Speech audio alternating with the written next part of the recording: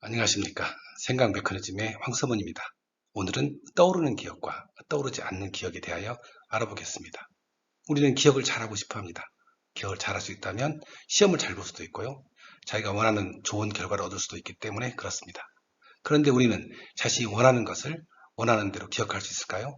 물론 그렇지는 못합니다. 어떤 기억은 잊고 싶어도 자꾸 떠오르고요. 어떤 기억은 떠올리고 싶어도 잘 떠오르지 않습니다.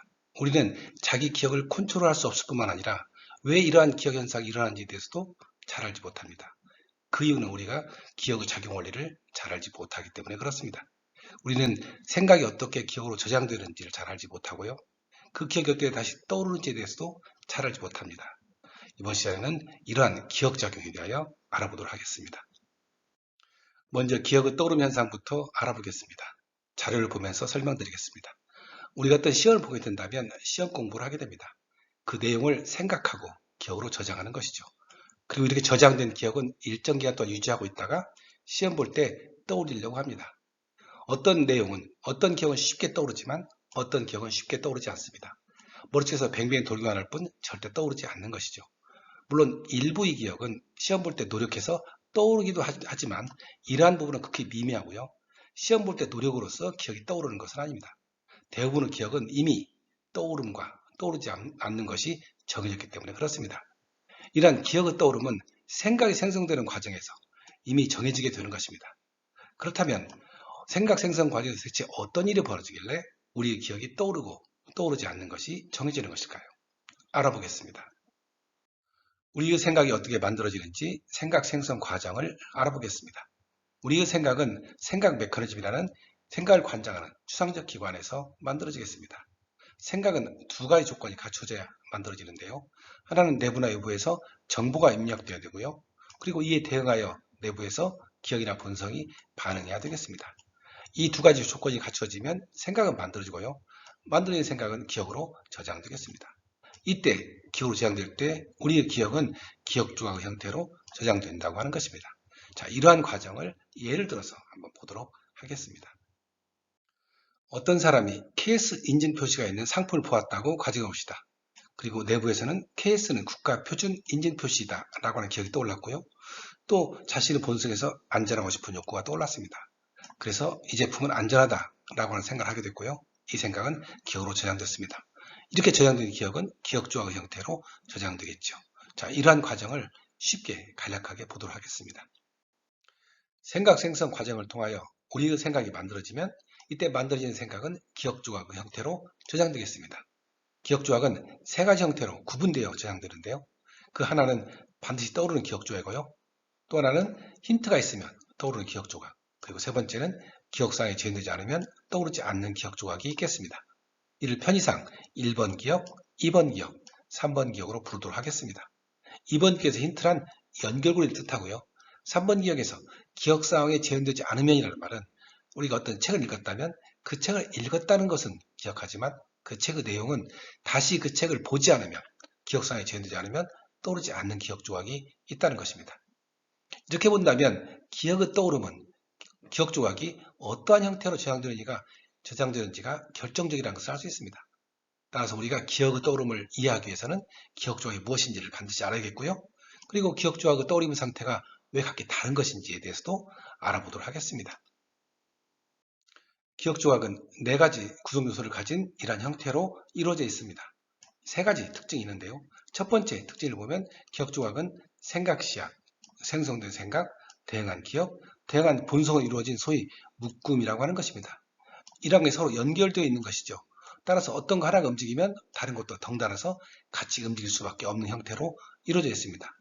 그리고 여기서 포함하고 있는 정보를 보면은 대부분이 생각 생성 과정에서 있었던 모든 내용을 포함하고 있다는 것을 알 수 있습니다. 두 번째 특징은 기억 조각의 형태로 저장되고 정리되고 소위 인출된다고 하는 것입니다. 여기서 인출이라는 말은 기억이 떠오른다는 것이죠. 따라서 이러한 형태로 저장도 되고 정리되고 그 안에서 유지되고 있고요. 그리고 마지막에 떠오르기도 하는 것입니다. 이러한 첫 번째와 두 번째 특징은 결과가 세 번째 특징인데요. 기억 조각은 묶음이기 때문에 구성 요소 중 어느 하나만 떠올라도 같이 떠오른다고 하는 것입니다. 자, 그러면 이러한 기억 조각의 특성과 그리고 기억의 떠오름 후 연관관계를 알아보겠습니다. 우리 기억 조각은 세 가지 형태로 제한되는데요. 반드시 떠오르는 기억 조각, 힌트가 있어야 떠오르는 기억 조각, 그리고 떠오를 듯한 기억 조각, 이 세 가지 형태로 저장되어 있다고 하였습니다. 그리고 기억 조각의 특성은 구성요소 중 어느 하나만 떠올라도 기억 조각은 결국 떠오른다고 하는 것이죠. 이 둘의 관계를 알아보겠습니다. 반드시 떠오르는 기억 조각, 즉 1번 기억 조각이 되기 위해서는 구성요소 중 어느 하나만 떠오를 경우 어느 하나 반드시 떠오르게 되면 이것이 서로 묶음으로 되어 있기 때문에 그 기억 조각은 반드시 떠오르겠습니다. 따라서 생성된 생각이 떠오르면 좋겠지만 그 외의 것들, 즉 생각 씨앗이 떠올라도 기억 조각은 떠오르고요. 대단한 기억이나 본성이 떠올라도 기억 조각은 떠오르겠습니다. 이런 기억 조각을 1번 기억이라고 하겠습니다. 2번 기억이란 연결이 되어 있어야 떠오르는 것을 말하는데요. 이러한 경우는 1번 기억은 반드시 떠오르기 때문에 1번 기억과 어떤 구성 요소가 연결이 되어 있는 경우가 되겠습니다. 이럴 경우 1번은 반드시 떠오르기 때문에 이러한 연결로 인해서 2번 기억도 떠오르겠습니다. 3번 기억은 어떤 구성 요소도 떠오르지 않으며 연결도 되어 있지 않을 경우에는 떠오르지 않겠습니다. 이렇게 본다면 기억의 떠오름의 아주 중요한 키포인트는 기억조와 구성요소 중 이 네 가지 요소 중 어느 하나는 반드시 떠올라야만 기억이 떠오르겠습니다.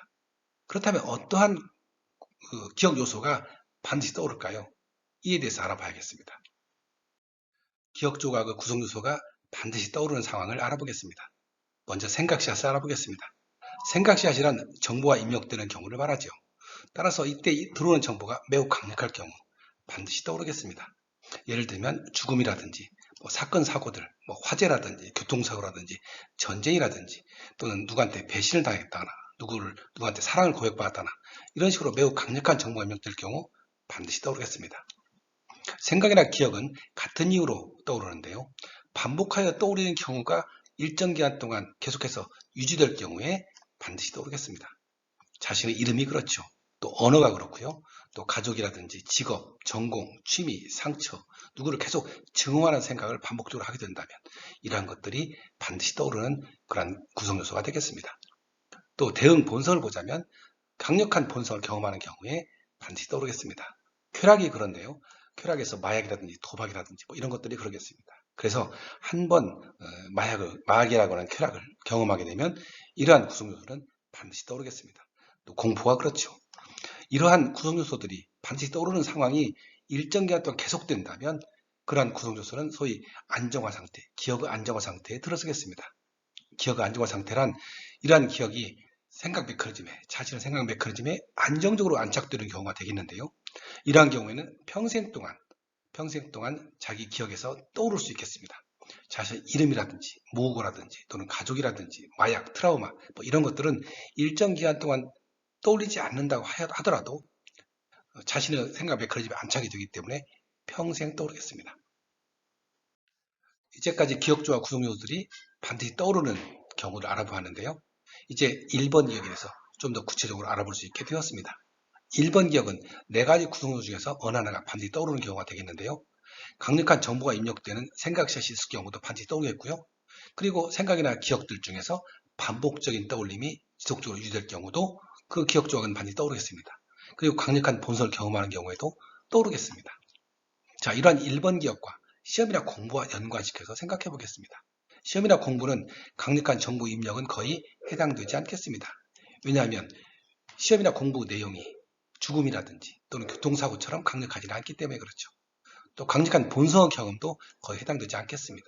마약을 하는 정도 쾌락이라든지 또는 트라우마처럼 강력한 본성을 자극하지 않기 때문에 그렇죠. 따라서 대부분의 시험이나 공부의 내용들은 반복적인 떠올림이 지속적으로 유지될 경우가 되겠습니다. 이러한 것도 우리가 소위 암기라고 하겠습니다. 다만 우리가 이제 바라는 것은 이러한 암기의 상태가 지속적으로 유지될 경우에 기억의 안정화 상태에 들어설 수 있겠습니다. 기억의 안정화 상태에 들었으면 이제 암기하지 않더라도 그 기억은 평생 동안 기억되겠습니다. 따라서 우리가 1번 기억으로 공부나 시험 볼 때 그 대상을 외우려면 이 자신의 이름만큼 반복하여 떠올리는 상태를 지속적으로 유지할 수 있게 된다면 그 기억은 떠올릴 수 있겠습니다. 이제 2번 기억, 힌트가 있으면 떠오르는 기억 조각을 설명하겠습니다. 2번 기억은 1번 기억과 연관하여 떠오르는 것인데요. 1번 기억은 반드시 떠오르기 때문에 그 구성요소 중에서 어느 하나만 2번 기억 조각의 구성요소와 연결되어 있다면 반드시 떠오르겠습니다. 예를 들어 설명드리겠습니다. 1번 기억은 황선문이라는 이름은 저한테 있어서 1번 기억이 되겠습니다. 그리고 선문대학교는 이것과 연관해서 떠오르는 기억이 되겠습니다. 저는 한 번도 선문대학교를 가본 적도 없고 아무런 관계도 없지만 1번 기억이라는 황선문과 연결이 되기 때문에 기억하는 것입니다. 이런 식의 연결은 발음으로 연결할 수도 있고요. 숫자, 형상, 내용으로 연결할 수도 있습니다. 물론 사람마다 선호하는 것이 다르겠습니다. 이러한 2번 기억은 언뜻 생각하면 어렵다고 생각할 수도 있습니다. 하지만 우리가 인간관계에서 자연스럽게 굉장히 많이 사용하고 있는 기억 방법이 되겠습니다. 여러분 친구에 대한 것을 암기하지 않습니다. 하지만 여러분의 친구 이름만 떠올려 본다면 그의 얼굴, 그의 모습, 그와 있었던 일들이 줄줄이 떠오르겠습니다. 이것은 2번 기억 방법으로 연결되기 때문에 그렇습니다. 공부와 연관관계를 보겠습니다. 우리가 공부를 2번 기억으로 연결하려면 기억들의 연결, 이런 것을 구사해야 되겠습니다. 하지만 공부 내용들은 서로 연결되어 있죠. 수학하면 수학의 내용도 서로 연결되어 있죠. 사회하면 사회의 내용도 서로 연결되어 있습니다. 따라서 공부 내용도 서로 연결되어 있어서 사실은 공부에 2번 기억 방법으로, 연결 기억 방법으로 기억하기에 굉장히 좋겠습니다. 그리고 이러한 상태가 어느 정도 계속되면 안정화 상태를 지향할 수도 있겠습니다. 1번 기억이 무조건 암기하는 것이라면 2번 기억은 연결을 구사하기에 생각해야 되겠습니다. 이제 3번 기억, 상황이 재현되어야만 떠오르는 기억 조각을 알아보겠습니다. 상황이 재현되지 않으면 떠오르지 않는 것이죠. 어떤 글을 읽었는데 떠오르지 않는 것입니다. 그 글을 다시 보면 아, 이걸 기억하고 있었지? 라면서 떠오르는 것이죠. 이런 기억 조각을 기억하는 방법은 1번 기억 방법과 똑같은 암기가 되겠습니다. 어떤 반복을 하고요. 그 반복 중에 높으면 1번 기억이 되고 낮으면 3번 기억이 되는 것입니다. 또 별 의미 없이 저장되는 일사 기억들도 3번 기억이 되겠습니다. 공부와 연관시켜 생각해보면 반복 정도가 부족하거나 또는 생각하지 않고 저장할 경우에 3번 기억이 되겠습니다. 이러한 3번 기억은 아무리 많아도 시험 볼 때는 쓸모가 없겠습니다. 이제까지 기억 조각의 떠올림 상태에 대해서 알아보았는데요. 총 정리해 보겠습니다. 우리의 기억 조각은 1번 기억, 2번 기억, 3번 기억이 있었습니다. 그리고 1번 기억과 3번 기억은 그 기억하는 방법이 암기라는 똑같은 방법을 사용하겠습니다. 그리고 2번 기억은 연결이라는 방법을 사용하겠습니다. 1번 기억과 3번 기억은 반복하여 떠올리면서 그 상태를 유지해야 기억할 수 있습니다. 1번 기억과 3번 기억의 차이는 반복과 유지의 차이인 것입니다. 따라서 1번 기억도 계속해서 반복해야 떠올리지 않으면 3번 기억이 되고요. 3번 기억도 조금 더 반복하여 떠올리면 1번 기억이 될 수 있겠습니다. 자, 이러한 기억 방법은 기억해야 할 양이 많아질수록 모두를 기억하기 어렵겠습니다. 자, 이에 반하여 2번 기억을 보면은 연결고리를 잘해서 기억하는 것입니다. 즉 생각해야 되는 것이죠. 그리고 연결된 기억이 많아질수록 더욱 연결이 쉬워지겠습니다. 이제까지 알아본 바에 의하면 기억은 암기해서 할 수 있고요. 또 연결해서 할 수 있겠습니다. 그런데 공부량이 많아질수록 또 학년이 높아질수록 연결하는 방법이 더 유리하다는 걸 알 수 있습니다. 그런데도 불구하고 우리는 왜 암기하려고만 하는 것일까요? 여기에는 여러 가지 이유가 있습니다. 그 첫째는 어릴 때부터 암기 방법으로 공부했기 때문입니다. 어릴 때는 기억력은 아주 좋고요. 그리고 암기의 양은 적어서 가능하겠습니다. 암기하는 방법으로만도 충분히 좋은 성적을 낼 수 있었던 것이죠. 둘째는 강사들이 암기식 교육 방법을 사용하기 때문이라고도 볼 수 있습니다. 이것은 단기간 성과에 아주 좋은 결과를 낼 수 있습니다. 여러분이 한자를 배워본 기억이 있을 것입니다. 또 영어 단어를 외우는 기억이 있을 것인데요. 이때 강사들이 가르치는 방법은 암기식 교육 방법이 되겠습니다. 자, 이러한 결과 암기를 유일한 기억 방법으로 받아들이고요. 여러분의 기억 습관으로 갖고 있을 수가 있는 것입니다. 따라서 연결 기억 방법을 익힐 수 있는 기회는 갖지 못하는 것이죠. 다만 일부 지혜로운 학생들은 연결 기억 방법을 스스로 찾아서 익히는 학생도 있을 것입니다. 그런데 학년이 높아질수록 이러한 암기 방법은 굉장히 어려움을 느낍니다. 문제가 발생되는 것이죠. 기억해야 할 양이 너무 많아서 모두를 기억할 수 없게 됩니다.